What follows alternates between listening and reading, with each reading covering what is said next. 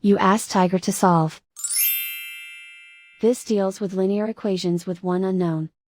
The final result is x equals 9. Let's solve it step by step. Group all constants on the right side of the equation. Add 3 to both sides. Simplify the arithmetic.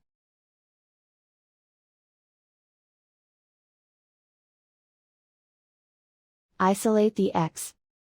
Divide both sides by 5.